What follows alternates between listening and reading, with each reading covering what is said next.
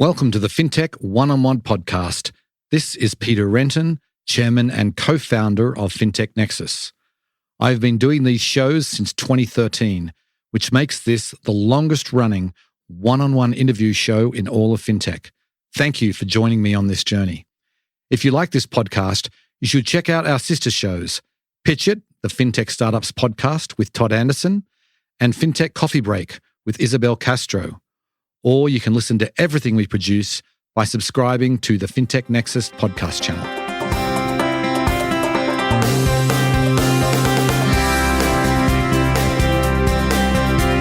Before we get started, I want to talk about our flagship event, Fintech Nexus USA, happening in New York City on May 10th and 11th. The world of finance continues to change at a rapid pace, but we will be separating the wheat from the chaff, covering only the most important topics for you over 2 action-packed days. More than 10,000 one-on-one meetings will take place, and the biggest names in fintech will be on our keynote stage. You know you need to be there, so go ahead and register at fintechnexus.com and use the discount code PODCAST for 15% off.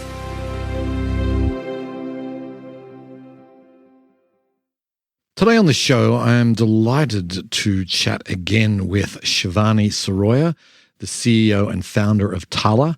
Now, if you don't know Tala, they are doing amazing work around the world, really helping onboard the underserved, the unbanked into the digital financial world. And they've done this they've done 4 different countries so far. We obviously talk a lot about what they've done, how they've done it.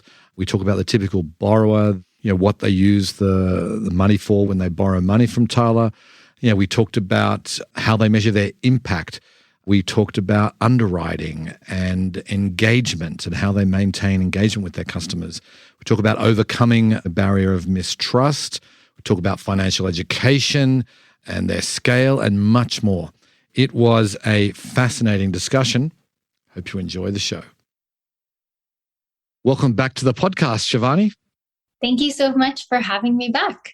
All right. Yes, it's been almost 6 years since we had you on. It's hard to believe. Time flies. But let's start off with maybe talking about how you describe Tala today and what might have been different over the last, almost 6 years. The way I would describe Tala has changed a little bit. But what hasn't changed is our use of technology and the fact that we are global. So I would describe us as being a global technology company that is focused on serving the world's underbanked or unbanked, and that we're uniquely designed for their needs and their financial lives. What we've developed is an Android application that allows us to deliver a holistic suite of financial products to the global underserved. Right. I want to talk about your mission because you keep good company these days. I was watching you with the Queen of the Netherlands and CEO of Visa at the World Economic Forum in Davos earlier this year, where you talked about your mission of enabling financial agency. And I wonder if you could just define that for us. So we describe financial agency as the ability for an individual to be a true agent of their financial lives, to be able to choose the right products for them at the right time, to be able to have control and awareness of those products, as well as understand, again, when to use those products within their financial life. And then really it ultimately comes into the ability to access. And so we think of it as almost like a kind of stack. So we think of access, choice, and control. Mm-hmm. Okay. And then maybe you could tell us what countries you operate in. I know you've added some countries since we last chatted. And then how do you decide? I mean, there's lots of countries in the world, obviously, that have a need for what you provide. Tell us a little bit about how you decide where to go next. Sure. So today we currently work in 4 countries around the world. We're currently working in Kenya, which is where we started. We've expanded to the Philippines, to Mexico, and to India. And when we think about our next markets, at this point, we are truly global. And so it is about really thinking about a regional expansion. Mm-hmm. And so we think of it as effort to opportunity. Every market will require our team's attention, even if we start small and then start to grow.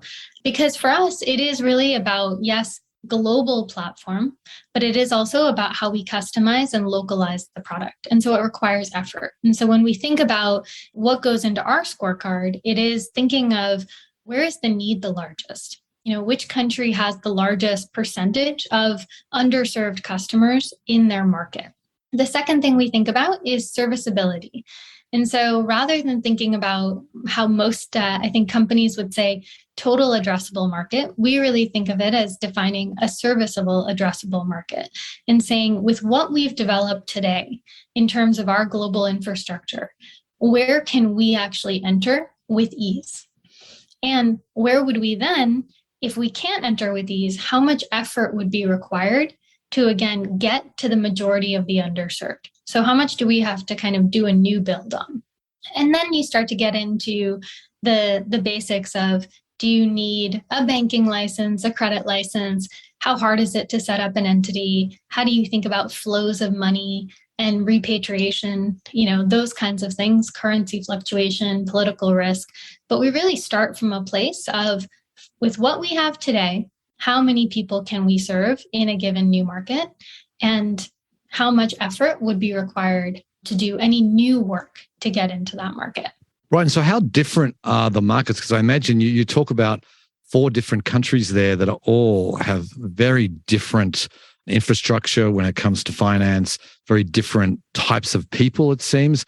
So how do you sort of adapt to each market within your core product? So for us, the one dependency I would call out is we're an Android application. Mm-hmm. But the beauty of that is that there are 1.8 billion Android devices in emerging markets alone. Right. And the majority of those individuals that hold those devices are the individuals that we are designed for because of the price point. So the price point of an Android device is sub $50 across most markets. And really in our markets, you can find a good device under $25. So in that sense, our reach is very strong. In terms of the similarities outside of Android technology, it's also that these markets are primarily cash-based. And so 85% of those individuals are transacting in cash. And that's also what we've done is built one of the most interoperable payment layers within our supply chain or infrastructure. And so we've now integrated with the likes of remittance providers, bill payment providers, traditional banks, mobile wallets, as well as kind of, I would say, retail chains like 7-Elevens or Oxxos. And so we're designed really for this customer, wherever they are, whether it's cash, whether it's digital, or whether it's a traditional kind of wire transfer. In that sense, what we've done is actually kind of taken what we see as the fragmentation and consolidated it into our supply chain so that it does match the way the rest of the world is set up. Right. Okay. Like, are people that are operating in cash in most of these markets, is there any resistance to, obviously you're a digital app and I imagine you obviously interface with the cash economy, but for someone to sort of use your app, they've obviously got to feel like it's worth their while.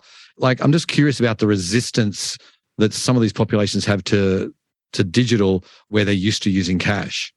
So maybe I want to clarify one thing, which is the application itself, in terms of applying to be a part of the Tala ecosystem, is digital. It's a mobile app. But from there, in terms of once we've approved a customer, we've credit scored them, we've approved them, and now it's a matter of thinking of what channel do they want to, let's say, either use their money in, so they can, again, use their money to pay a bill, they can send it somewhere, they can keep it in their wallet, or they can say, no, I want to take this out and pay physically for a product at a store, pay a bill physically, or just cash out, right? At that point, they are able to go and get physical cash because we're integrated into 360,000 different cash in and cash out systems. Right. That makes sense. That's the big difference, is that we recognized really early on that to gain their trust, we needed to do two things. One is we needed to have higher approval rates than others in the market because this customer has never been trusted. So we have to show them that we're willing to take the risk on them and give them value first. And then the second piece is the ability for them to touch and feel their money and know that it's real. Now that we've moved beyond credit and we've given that experience of trust and the ability to touch and feel your money, now saying, hey, if you leave your money with us, we can give you even better, kind of benefits within this ecosystem. It's a much easier sell. Right. So are you finding that a good portion of your customers are, starting to kind of ease their way into a digital type format when it comes to finance? The Philippines is the first market that we've launched the full Tala account in. Okay. And in that market, we are seeing a really strong uptick. Okay. So then maybe you could just describe, I imagine it differs quite markedly between countries, but I mean, are these people using Tala to buy groceries, to pay bills, to use it for their business? I mean, what are the major use cases? So what we see, it does vary by market. And again, this is a lot of where that cultural nuance comes in. Mm-hmm. So what we see in Kenya is that over 70% of people use it for a business purpose. That's also because digital credit has already been established in that market even before Tala got there. Right? So M-Pesa and M-Shwari existed before us. Mm-hmm. What we came in and provided was, again, a faster product, an unsecured product, and then now adding these other value propositions within that. So I would say in that sense, you see it much more for entrepreneurial reasons. In the Philippines, what you see is that 80% of people will use us more for the likes of a credit card. So they'll use us much more in day-to-day needs, paying bills, like you mentioned, improving quality of life, as opposed to immediately using us to start a business. And then what you find is actually that, once a customer comes in and uses it for one specific need, then the next time they'll come back and use it for a different need. And that's what I think, is something that we don't talk about enough within, I think, the fintech landscape, is this idea of fluidity within one's financial life. We don't always need to create discrete products, but instead we really need to be thinking about the flows of money within an ecosystem. Right. Got it. One of the things that I think is really important for a company like yours and for anyone sort of operating in this inclusion space, and that is to sort of measure the impact. I mean, it's one thing to serve all these people, but it's another thing to actually know the measurable impact you're having. I'm really curious about this survey. It just came out, I think it was just earlier this month, and you conducted an impact survey. And I wonder if you could just touch on some of the highlights that you found as far as the impact that you're having. So we did a third-party study with 60 decibels, as well as two other academic institutions with Harvard and UC Berkeley. And we studied Tala's impact. We surveyed over 1,000 customers that have been using us for a while. So these aren't first-time customers. And what we found was that 2/3 of customers told us that they did not have this kind of access prior to Tala. So there was no other good alternative in the market that they could point to other than Tala that would give them this kind of liquidity access. The second thing that we found was that 80% of respondents reported a higher improvement in their quality of life and within their financial confidence. So again, talking about markers that don't just have to do with, yes, I have more income and that's leading to greater confidence and security, but it's this idea of my mindset and psychology has entirely changed.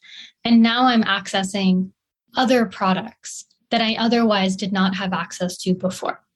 And then the last thing I think that we get really excited about is that we then dove in deeper into the data and found that 8 out of 10 women within that study also reported the greater ability to make financial decisions within their households.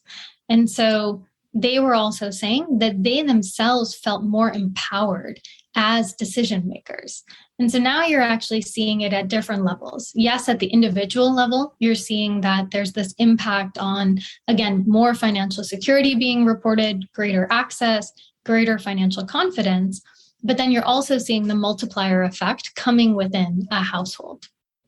Right. I want to dig into the approval process and the underwriting process that you have. In your World Economic Forum panel, you talked about a new kind of credit score that you've created. Can you maybe give us a little bit of background into how you create that? What are the data points you're using? Because you say you've got a high approval rate. There aren't well-developed credit infrastructure in these countries. So you're sort of flying blind in some ways. So tell us a little bit about that process.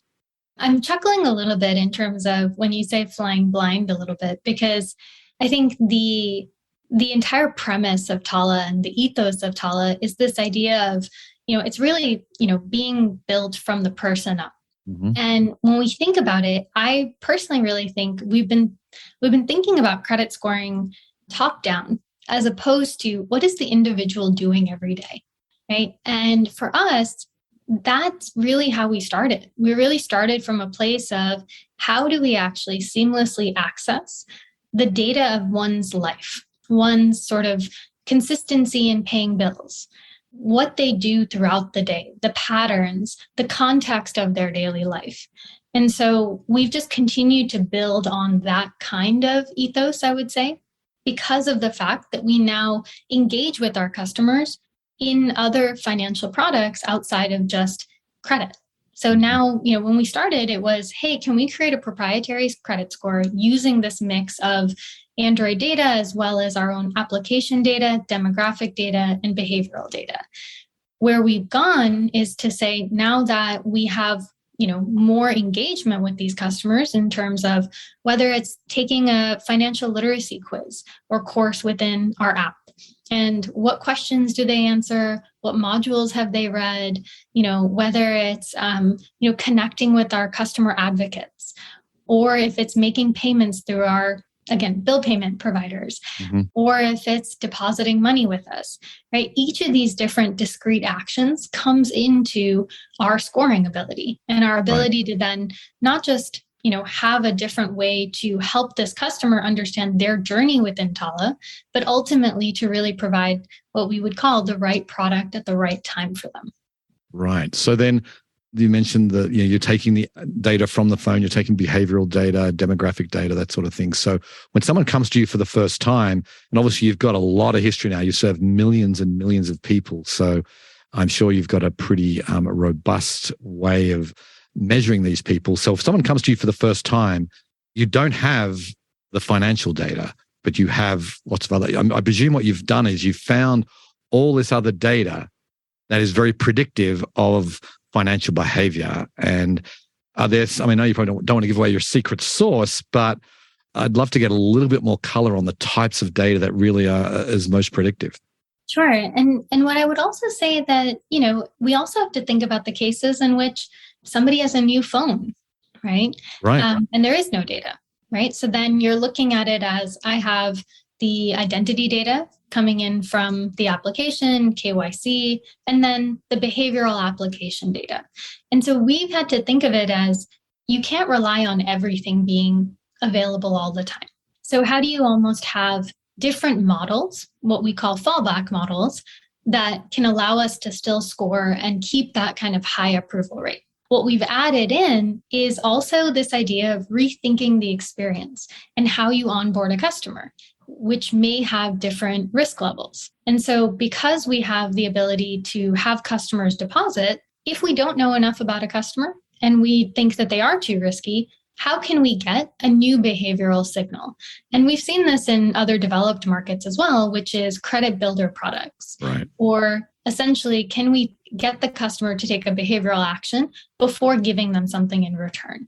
And so I think that's what we've really studied over the last year is what is the right amount of friction versus our ability to show them that we can trust them and provide value, right? The difference here is we need to be greater on the trust side than on the friction point. And so we need to be more seamless than others in the market because this customer has been, given failed promises so many times. And so that's what I would say is that it's not just this kind of alternative data, it's also matching the experience with the customer base that you're trying to bring in and being slightly, I think, greater on the risk-taking side. Right, right. So let's talk about engagement because this is something that I think when you've got a lending product, oftentimes you lend the money out and they pay back, and it's not a sort of an active engagement. I know you talked about you're expanding into account type products, but how are you doing this, engaging with your customers beyond the lending product? So beyond lending, we do now have a full financial account, allowing our customers to save money with Tala and also be able to pay all of their essential bills through Tala as well. Okay. And then is that available throughout your geographies, or are you still rolling that out? We're still rolling it out. We started with the Philippines, and then we'll follow it up in our other markets later this year. Okay. And then you've talked about trust quite a bit, and I'm curious about the establishment of trust. And do people kind of, when they first engage with you, is there sort of this stance of mistrust? You've talked about these people who have been burned before.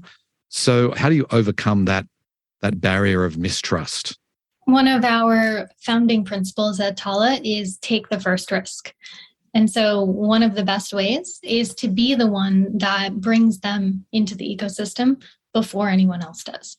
So I would say that, we really do need to show that our approval rates are going to be greater than the traditional financial system or others in our market. And that's the way that we win trust greater than anyone else in the market, I believe. Mm-hmm. I would say that that's what you do at the first, interaction point. But then, it doesn't stay that. You need to think of it as what are the additional benefits that you're giving them over the long term.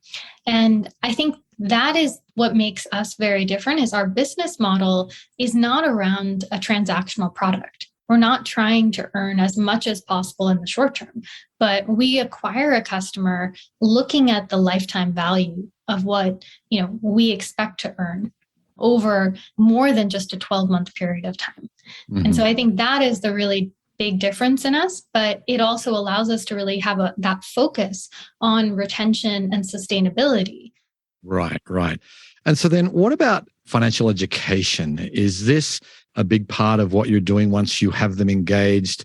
Is financial literacy an achievable goal? Because a lot of people just want to have money. They don't necessarily want to learn about money. And I'd love to get with your kind of customer base, what is their attitude towards all that? We think that it is necessary to do both, to provide both financial products and to do the financial literacy. And it goes back to what our mission is as a company. Our mission is to ensure that these customers become financial agents. And so if they don't have the know-how of not only the products within our ecosystem, but really understanding what's happening within their financial lives, then we're not fulfilling our mission. And so within our app, we're really excited that at this point, we've now provided over 2.8 million customers access to financial literacy courses, all within the app experience. Interesting. What we've done is not just stop there. We've actually said in places where it's possible, how do we also create physical communities and also looking at other channels outside of just the app? So we have Facebook communities, we have WhatsApp courses, and then we also have physical courses that we've done and partnered with local governments. Right. That makes sense. So last time we chatted, I remember something, I still remember this distinctly because it really blew me away. You said you were one of the top 5 most downloaded apps in Kenya. There was WhatsApp and Facebook and Instagram and one other, and then Tala. I mean, are you still seeing that kind of traction? What can you tell us about how you're kind of rolling out across the 4 different countries and the traction that you're getting? So across all of our markets in the Google Play Store, our app is rated 4.8 or greater. So in that sense, I think customers really like us. And, again, we've provided a high quality experience and kept that rating over time. I think the other thing that's happened while Tala has been growing has been the fintech sector. Mm-hmm. And so now I think it's more, we are at the top of digital or financial services companies across our markets, but we can't say that we are just, a top 5 app in the market, just because, again, the ecosystem has gotten much larger. Right. So then how many customers have you served now? And what's the number that are maintaining engagement? So we've now served close to 8 million customers across our 4 countries, and we've delivered over 3 billion in access to credit across these markets. Okay. So you have 4 different markets in 4 different regions of the world, although you could say that India and the Philippines are close to one region, but still a bit of distance between them. What's it like? I mean, are you hopping on planes and hanging out in Kenya one week, Mexico the next, Philippines and India? I mean, what's it like managing a company that is in such diverse regions? I think it comes down to ensuring that you have really strong leadership, not just at the executive level, but again, within each market. And so across every country, we have full country leadership teams. We have really, really strong general managers that are, again, previous entrepreneurs themselves.